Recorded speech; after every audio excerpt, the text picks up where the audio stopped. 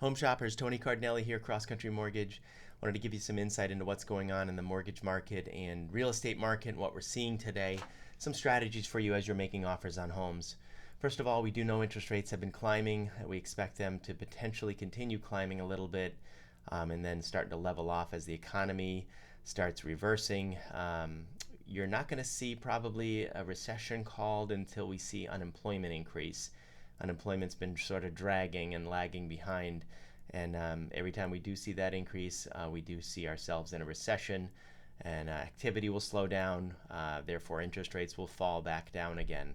We expect that to happen sometime next year, maybe late spring, early summer. No telling, of course. But at that time, everybody can refinance their mortgages into lower interest rates. What is going up still seems to be housing prices.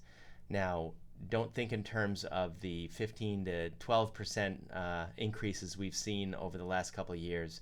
That activity happens as a result of the market push that we saw in the spring. There is a real shortage in housing. We do not expect home values to reverse and go backwards like they did in 2008 when we had we have other problems in our economy.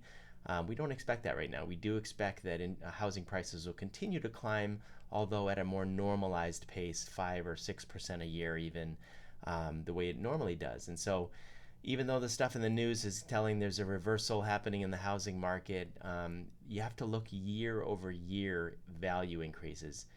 This could just simply be a correction back into a normalized market.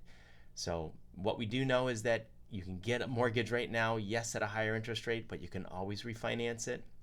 It's very difficult historically to see home prices go backwards to where you're going to get a lower price for a home in the future. So just statistically, it seems like a better move to try to capture the housing price now, get your mortgage, get the rate, the best rate we can get you today, and then get you refinanced when we do get outside of that 7 month window of closing, refinance you to a lower rate when the market does return at that time. One strategy, consider using a 2-1 buy down in your offer to the seller.